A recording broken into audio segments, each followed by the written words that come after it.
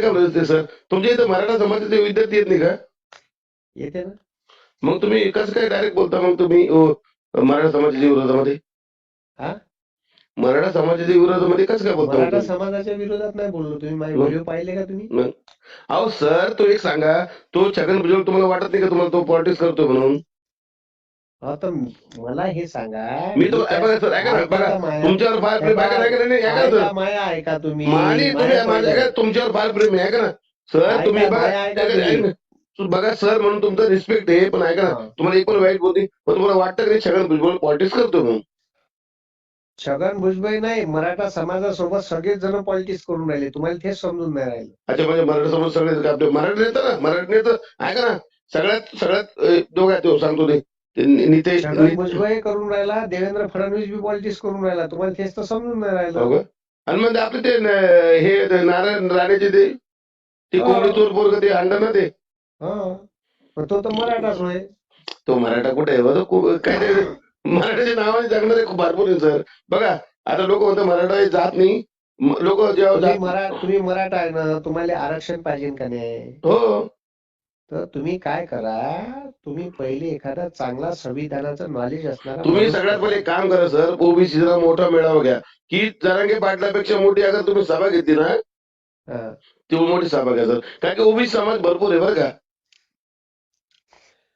ते बरं कसं नावी आहे, नावी समाजाचे किती आमदार आहे, धोबी समाजाचे किती आमदार, तेवढं सांगा तुम्ही. आहेच नाही ना. आणि मग काय बाकीचे मग म्हणजे दिसतं त्या ओबीसी नावावर लोकांनी घर भरत. ऐका ना, हा, हॅलो, बघा हा, कोणत्या समाजाच्या विरोध नाहीये सगळ्यात. हा, बघा भागवत कराड साहेब, हा. हॅलो, फक्त पंकजा मुंडे यांना फेल करण्यासाठी तो व्यक्ती दिलेला आहे ओबीसी मधून. कोण? भागवत कराड.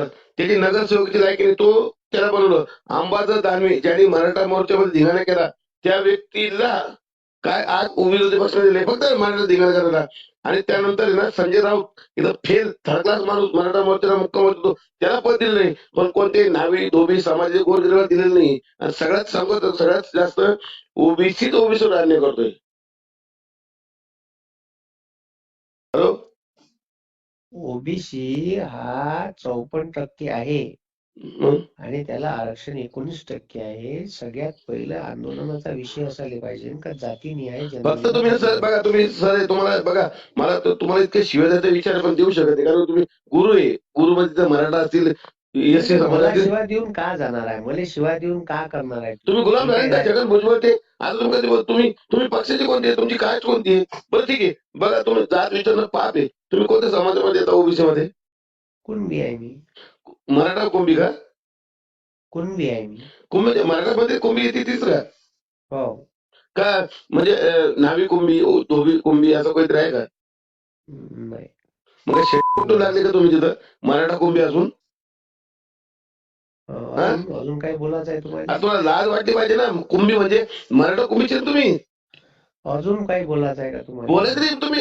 तुम्ही सांगा ना मग, तुम्ही धोबी कुंभी बाबा. मी अरे बयाडा, तुले समजते का आरक्षण कसं भेटते? बैताट अरे तुला तोंड्या, काय तुले म्हणतो रे बैल, संविधानाचं ऐक ना, नॉलेज आहे का? तू कोणतं कुंभी आहे? धोबी कुंभी आहे का अबे नाभी तुले कुंभी? सांग बया ना. तोंड्या समजते का? तुले तू सुद्धा बोलून राहिलो तर तू तुले सुद्धा मध्ये नको बोल, म्हणू, ऐक ना. समजलं ना? अरे मग काय अरे नको तुले सुद्धा तुझ्या मागून मागून मागची कुंभी काय म्हणलं मग? सांग ना, तो ओबीसी मध्ये तुला काय विचारतोय मी, की तू नाभी कुंभी आहे का धोबी कुंभी? सांग ना, मराठा मी कुंभी आहे ना कुणबी तू कोणता कुंभी सांग. मी काय तो शेतकरी बघा, धोबी पण कुंभी आहे, ते पण शेती करतात. मग आहे नेमकं आहे कोणाची अवलाद? कुणबी आहे म्हटलं, अरे समजलं? कोणता कुंभी आहे? धोबी कुंभी आहे का नाभी कुंभी आहे? साल्या जास्त बोलू अरे नको. तुझ्या मागचा पोलीस स्टेशनला देतोय, मग दे घरी रे तू.